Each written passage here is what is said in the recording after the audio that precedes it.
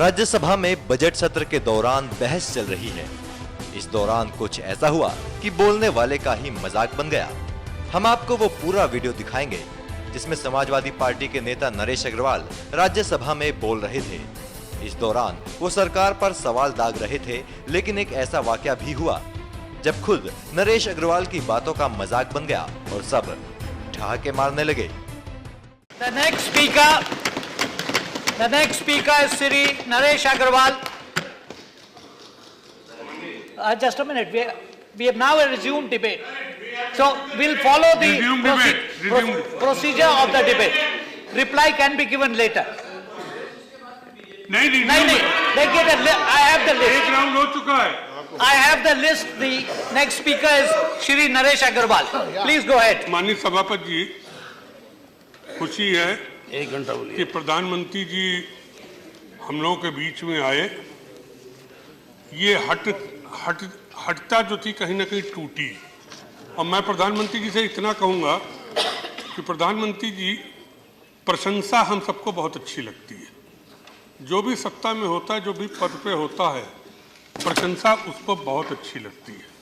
मैंने देश में बहुत प्रधानमंत्री देखे, इमरजेंसी लगी थी उस समय भी जितनी रिपोर्ट आई थी, उस समय इंदिरा जी के पास यही रिपोर्ट आई थी कि इमरजेंसी में जनता आपके साथ है और चुनाव कराएंगे तो हम चुनाव जीतेंगे। लेकिन 77 में रिजल्ट क्या हुआ, हम सभी ने उसको देखा।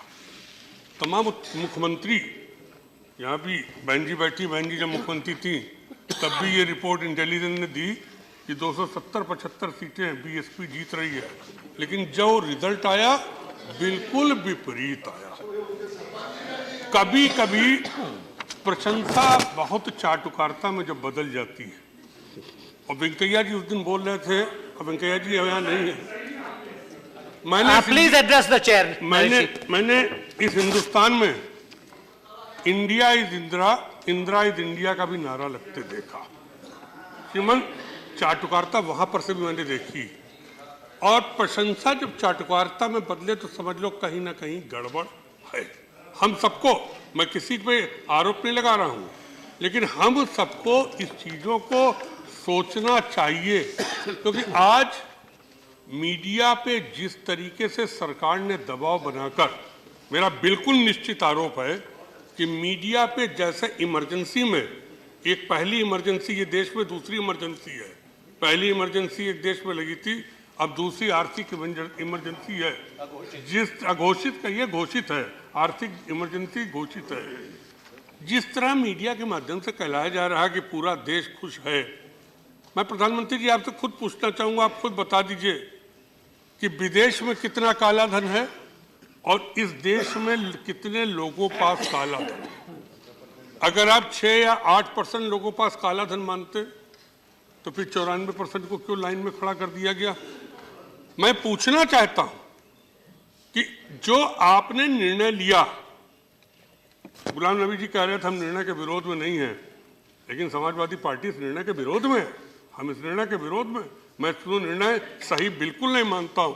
और शायद कुछ ही 50 साल में निकाल लीजिए, विश्व में कुछ ही देशों में इस तरीके के निर्णय हुए, और जिन देशों में निर्णय हुए उन देशों में वहां के तानाशाहों ने निर्णय लिए, चुनी हुई सरकार ने कहीं पर निर्णय लिया। कोई भी देश में चुनी हुई सरकार ने निर्णय लिया। अमेरिका में भी 11% इन्फ्लेशन है, लेकिन 11% इन्फ्लेशन का मतलब अमेरिका अपने डॉलर को खत्म करने पे कभी नहीं। क्या यूके में इन्फ्लेशन नहीं है?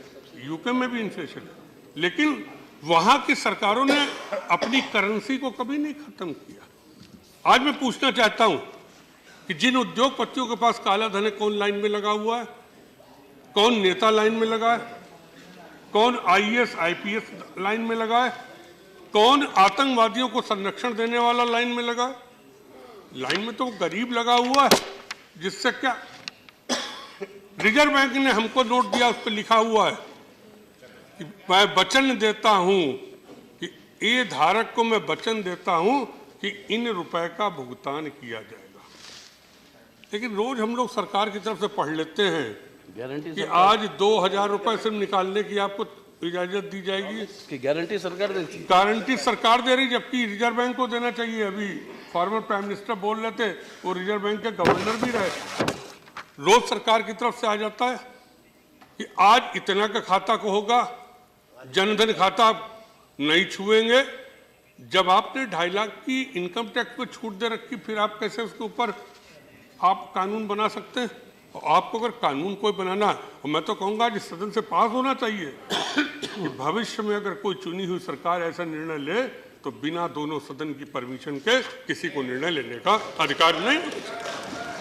ये अधिकार पूरे देश का है, ये अधिकार पूरे देश की चुनी हुई जनता का है, और जनता का रिप्रेजेंटेशन हम लोग कर रहे हैं। जब तक सदन में डिस्कस न हो जाए कैसे इस तरीके का निर्णय ले लिया जाएगा?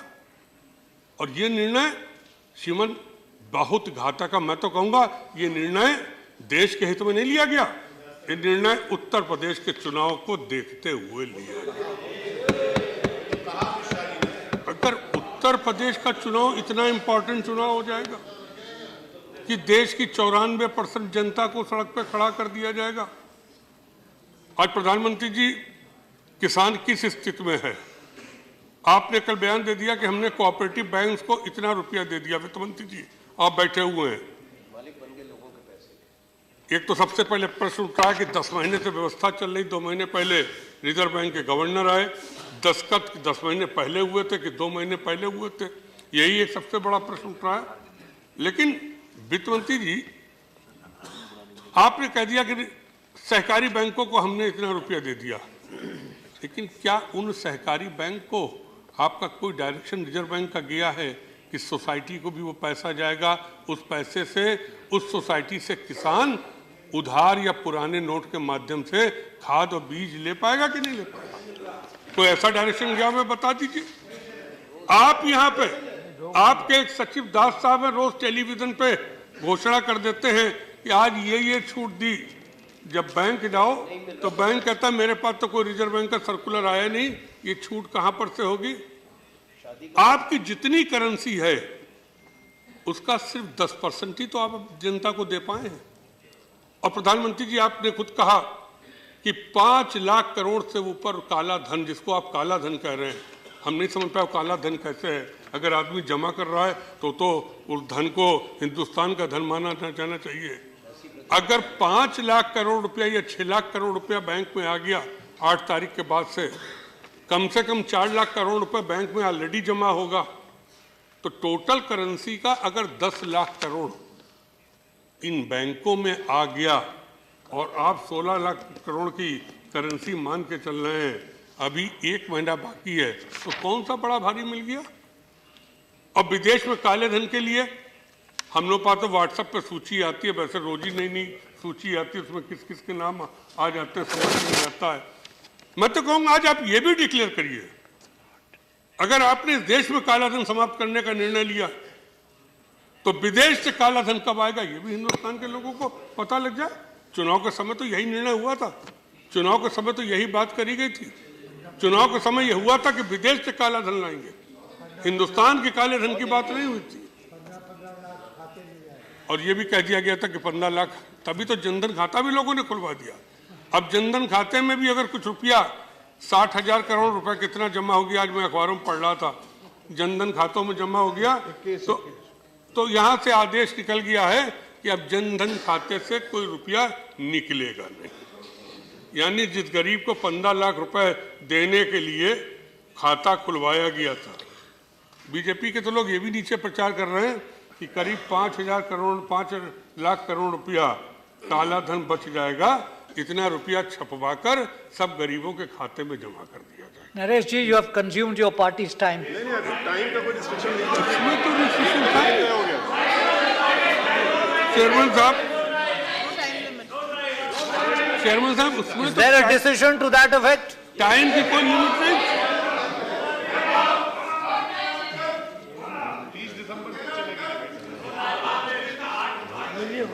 मुझे बड़ी खुशी है कि कम से कम बीजेपी की सोच में सुधार है। पूंजीपतियों की पार्टी कहलाती है और है भी। चलिए प्रधानमंत्री जी, आपके आने के बाद कम से कम गरीबों की पार्टी तो हुई, कम से कम इतना परिवर्तन हुआ। अब ये लोग ये परिवर्तन स्वीकार करेंगे कि नहीं, चलिए हम लोग स्वीकार करते हैं कि इस बार देश का ऐसा प्रधानमंत्री आया जो अपनी दम पर जिसने बीजेपी को सत्ता में देश में खड़ा कर दिया। इसमें कोई कहने में इनकार नहीं, इसमें किसी बीजेपी के नेता का कोई श्रेय नहीं है। तमाम बीजेपी के लोग कहते हैं संगठन को मजबूत कर रहे हैं, उसके माध्यम से आ रहा, कोई कहता आरएसएस के माध्यम से आ रहा। इतने दिनों तक संगठन आरएसएस रहा तो क्यों नहीं सत्ता में आ गए? सत्ता में आ पाए। लेकिन इसी बीजेपी को मैंने बैंकों का राष्ट्रीयकरण का विरोध करते देखा, इसी बीजेपी को हमने राजाओं का पृथ्वी पर्स का विरोध करते देखा जब राजाओं का पृथ्वी पर्स को समाप्त किया गया, और इसी हमने बीजेपी को जब पूंजीपतियों पर वार किया गया तब विरोध करते देखा। तो क्या इस बीजेपी के इस चरित्र में, एक जमाने में गरीबों को जमीन जब वितरण की जा रही थी, भूमिहीनों को, उस समय कांग्रेस की सरकार थी, निर्णय लिया गया था कि जितने देश में भूमिहीन है सबको जमीन गांव सभा की दे दी जाएगी। तब भी मैंने बीजेपी को एजिटेट करते देखा। तो अब कम से कम ये तो स्पष्ट हो जाए कि बीजेपी को उन पॉलिसियों से अभी विरोध है कि नहीं है। क्या बीजेपी उनको चाहती कि नहीं? आज 7,000 करोड़ रुपया माफ कर दिया गया स्टेट बैंक ने। जो अखबारों में समाचार आया है उसमें विजय माल्या का भी रुपया माफ कर दिया गया, जो लंदन में बैठ के मजा ले रहा है।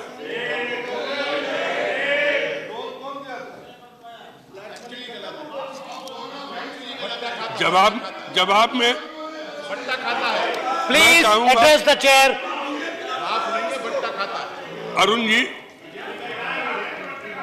अरुण जी मैं चाहूंगा, प्लीज एड्रेस द चेयर। करण हो चुका है इस सदन में, आप फैक्चुअली गलत बोल रहे हैं और उसको रिपीट कर रहे हैं।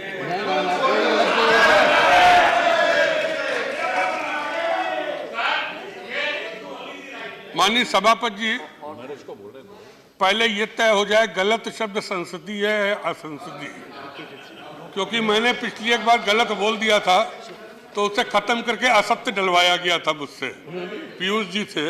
मैंने कह दिया था गलत दे रहे हैं आंकड़े, तो उस गलत को असत्य कहना पड़ा था मुझको, खुद ही परिवर्तित करके।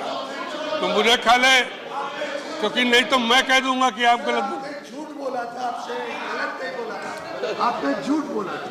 Thank you Naresh ji, please finish. मैं जानना चाहता हूं, प्लीज मैं जानना चाहता हूं कि बैंकों पे एनपीए कितना है, इस देश के बैंकों का एनपीए कितना है, विश्व के बैंकों का एनपीए कितना है? 11 लाख करोड़। एक इस पर आप बिल्कुल जनता को स्पष्ट कर दें कि एनपीए आपका कितना है, और जो please don't intervene Naresh ji. 1 minute please, 1 minute. Will you please address the chair and also conclude? I am addressing the chair. Chairman साहब, मैं चाहूंगा कि आप आज ये भी स्पष्ट कर दें कि प्रतिवर्ष आप इन बैंकों को सरकारी खजाने से कितने रुपए की मदद करते हैं बजट से? लोगों का लूट के लिए 20,000 करोड़ रुपए से ऊपर आप प्रतिवर्ष बैंकों को, भारत सरकार का, गरीबों का जो पैसा आता है, जो गरीबों का टैक्स के माध्यम से, आप हर साल 20,000 करोड़ रुपए उन बैंकों को दे रहे हैं जो 7,000 करोड़ रुपया उन पूंजीपतियों को माफ कर दे, जो पूंजीपति इस देश को धोखा देकर और आपकी मदद से, आपकी मिली भगत से इस देश को छोड़ के चले गए। और आज मैं विदेश में बैठ के आपको चैलेंज दे रहा हूं, आज विदेश में बैठ के आपको चैलेंज कर रहे हैं, क्यों नहीं विजय माल्या पकड़ के यहाँ आएंगे? क्यों नहीं वो और पूंजीपति जो यहाँ से भाग गए, जो पैसा लिए हुए हैं? ललित मोदी। मेरा तो पहले दिन क्वेश्चन था ललित मोदी और विजय माल्या पे। उस दिन प्रधानमंत्री जी को जवाब देना था, मैंने सोचा था, लेकिन सदन नहीं चल पाया था। मैं सोच रहा हूँ कि सदन चलेगा। प्रधानमंत्री जी, जब आप भावुक होकर जनता में ऐसा भाषण देने लगते हैं कि लोग मुझे मार देंगे, जला देंगे, तो हम लोगों को बड़ी तकलीफ होती है। और खासतौर से समाजवादी पार्टी को, आप उत्तर प्रदेश में निश्चिंत घूमिए, हमारे यहाँ कानून व्यवस्था इतना बढ़िया, आपको कोई छुएगा।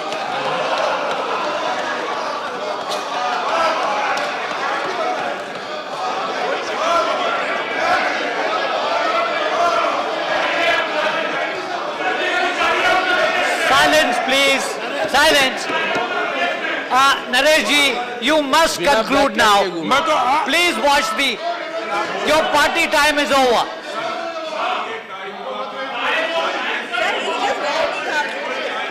देखिए दूसरों को भी बोलना है। बोले सब, चाहे जय हिंद डिबेट सर। ओके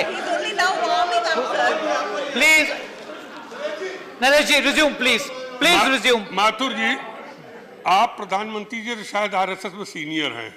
हमें जो बताया गया, आप गुजरात जाते थे तब प्रधानमंत्री आपको रिसीव करते थे। आप बैठिए, आप बैठिए। जो हमें बताया गया, बोलो। मैं प्रधानमंत्री जी आगरा में गए, गाजीपुर में गए, भावुक होकर आपने भाषण दिया। अगर हमारे देश के प्रधानमंत्री को जान पे खतरा हो सकता है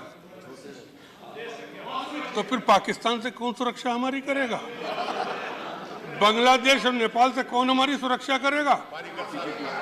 रोज 56 इंच सीने की जो बात होती थी, कल या परसों पाकिस्तान ने फिर 3 सैनिक हमारे मारे और उनका शव छत बिछत किया। क्यों ये हुआ? आप प्रधानमंत्री जी बिल्कुल, जब आप ये कहेंगे तो हम लोगों को बड़ी तकलीफ होगी, और बहुत भावुकता में जब बार-बार बोला जाता है तो जनता भी उसको कहीं ना कहीं ड्रामे के रूप में लेने लगती है।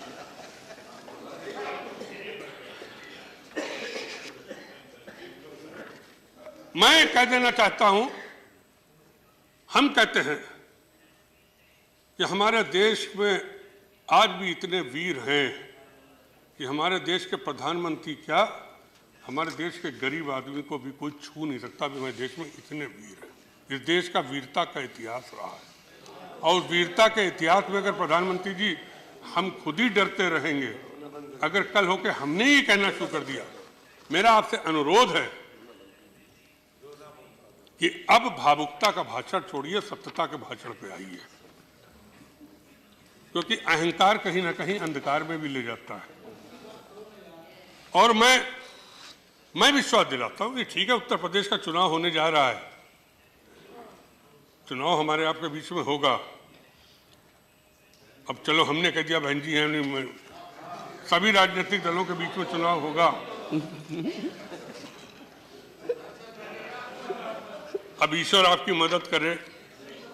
नरेश जी, please address the chair and conclude. You have shot past your party's time by 8 minutes.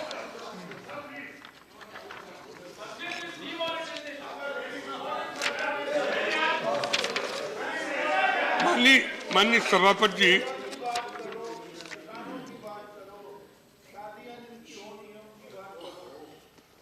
माननीय प्रधानमंत्री जी, माननीय सभापति जी,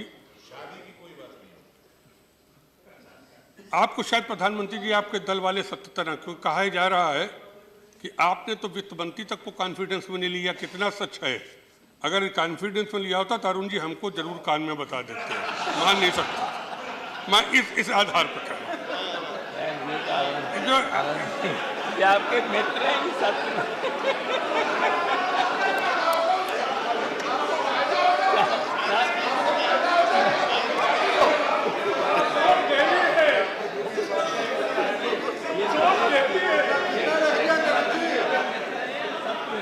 देखिए, you must conclude now. You are taking the time of other speakers. You must conclude now. हम लोगों को बड़ी तकलीफ है,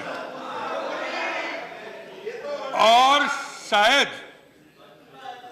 विपक्ष ने इस मारे मांग करी थी कि प्रधानमंत्री जवाब दें कि वित्त मंत्री तक को नहीं पता लगा कि नोटबंदी का आदेश होने जा रहा है। प्रधानमंत्री जी ने जब कैबिनेट बुलाई आखिरी तमाम फैसले के लिए, तो मंत्रियों के मोबाइल भी बाहर रखवा लिए गए, जो अखबारों में छपा, जो लोगों ने नहीं पता। रविशंकर जी हमें अकेले में बुलाते नहीं, डर के मारे, पता नहीं कितना सब घबराते हैं। अरे बुला के कभी कुछ बता देते रविशंकर। नरेश जी, you must conclude now. You have taken more than double your party time. अब प्रधानमंत्री जी, There is time. I'm sorry. There is time. मैं कह देना चाहता हूं, मैं ये बात कहना चाहता हूं कि अफवाहों का दौर चल रहा है। मैं चाहता हूं अफवाहों का दौर कहीं ना कहीं खत्म होना चाहिए। काली इंक लगाने का किसने निर्णय लिया, मैं उसका घनघोर विरोध करता हूं। इससे तो चेहरा ही काला करा देते अगर देश के लोगों का, तो ज्यादा रहता क्या। एक हवा चल गई कि इसके बाद प्रधानमंत्री जी लॉकर सीज कर देंगे। ये स्मिता बहन जी ज्यादा अच्छा बताएंगे लॉकर। और सबसे खराब क्या हुआ, जो महिला धन था जिसको स्त्री धन कहते हैं। अब हम लोग सब जानते हैं स्त्री धन का क्या महत्व होता है, हम सबको मालूम है। सारी महिलाओं की पोल खुल गई कि किसने कितना कितना रुपया बचाकर रखा था अपने पति से करवा। ये सब सब छुपा छुपा के, मेरी पत्नी पता नहीं कल पुराने पुराने लिफाफे ढूंढ के लिए आई कि ये रुपए रखे हुए। 1 minute, Naresh ji, please.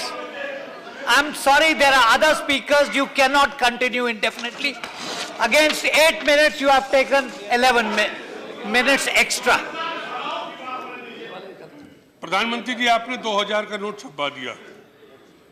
2000 के हमने भी यहाँ भेज कर जब रुपए 20,000 निकालने के लिए चेक भेजे तो 2-2 नोट मिल गए। लेकिन वो 2000 का नोट तोड़ने के लिए तो कोई तैयार नहीं है। शिवन, यहाँ कैंटीन में पहले दिन जो हम लोगों ने चाय पी तो करीब 150 का बिल बेटा 150 था, नहीं तो 2000 जमा कराने पड़े हमको कि रख लो, जब बिल पूरा हो जाए तब बता देना। आपने जो 2000 का नोट निकाला है, 500 का नोट मिल नहीं रहा, 100 का नोट अवेलेबल नहीं, 2000 का नोट आदमी कैसे तोड़ाएगा। कम से कम इस पे भी तो जरा स्पष्ट कर दीजिए कि आखिर 2000 का नोट छोटा। आज सारी बैंक बंद है। अगर विपक्ष ने 28 तारीख को आक्रोश दिवस का नारा दिया है तो हमने बंद का नारा इस मारे नहीं दिया कि बंद तो है ही पूरा देश। कौन थी दिल्ली की चांदनी चौक बंद, कूचा क्या कहलाता है, कूचा वो बंद पूरा, पूरी आजाद की मंडी, आजाद नगर की मंडी बंद। I shall now call the next speaker. Please, please sit down. हो गया। Please cooperate. Please cooperate. मैं कंक्लूड कर देता हूँ। Please मैं conclude. Yeah. कंक्लूड कर देता हूँ। जी ठीक है, थैंक यू। आपका आदेश तो कभी मैंने टाला ही नहीं है, हिम्मत ही नहीं पड़ी। और फिर आप यूपी के हमसे बड़े हो तो और भी आदेश आपका नहीं टाल सकता हूं। मैं सिर्फ इतना कहना चाहता हूं प्रधानमंत्री जी कि जो व्यापारी आपका वोटर था वो आज आपके कितने विरोध में शायद आपको नहीं मालूम होगा। हमें वोट मांगने को उनसे जरूरत ही नहीं पड़ी, अपने आप वो वोट देने को तैयार हो। एक जो हम लोगों ने मांग करी कि जेपीसी गठन किया जाए, इस मारे मांग करी कि आपकी कुछ यूनिटों के अध्यक्षों को रुपया पहले कहां पर से मिल गया और लीकेज कैसे हो गया, उन्होंने कैसे जमा कराया था। तो इस पे हम लोगों ने कहा कि जेपीसी, और जेपीसी तो कई बार बन चुकी है इस देश में, कई बार जेपीसी बनी। मनमोहन सिंह जी जब प्रधानमंत्री जी थे तब भी जेपीसी का गठन हुआ था, हम ही लोग इस हाउस में थे। एक ये भी बताइए कि नेपाल की अर्थव्यवस्था हमारे रुपए से चल रही, बांग्लादेश भूटान की अर्थव्यवस्था हमारे नोटों से चल रही। वहां भी जो हमारे देश वाले रह रहे हैं, उत्तर प्रदेश का तो अधिकांश व्यापारी नेपाल में व्यापार कर रहा है, बिहार का भी बहुत ज्यादा है। उनके पास जो इंडियन करेंसी, वो इंडियन करेंसी कैसे बदलेगी, वहां का व्यापार कैसे होगा। और मेरा तो कहना है कि जो सरकार ने पाबंदी लोगों पे लगाई है कि आप 50,000 से ज़्यादा नहीं निकालेंगे अगर आपका कैश अकाउंट है, प्रधानमंत्री जी ये सब बैन बंद करिए, नहीं जनता आप पर बैन लगा देगी, आपकी पार्टी पे बैन लगा देगी। आपको बैन करने का कोई अधिकार नहीं है, ये अधिकार का दुरुपयोग मत करिए। Thank you Naresh ji, thank you very much. देश की जनता को राहत मिस्टर डेरेक ओब्रायन, कम से कम ऐसा न कर दिए कि एक महीने में बेरोजगारों की संख्या इतनी बढ़ जाए कि देश में हाहाकार की स्थिति पैदा हो जाए। इन शब्दों के साथ मैं नोटबंदी का फिर से विरोध करता हूं और प्रधानमंत्री जी आपसे अनुरोध करता हूं इस तुगलकी आदेश को वापस लीजिए। बहुत बहुत धन्यवाद। Thank you. एनएमएफ न्यूज की रिपोर्ट।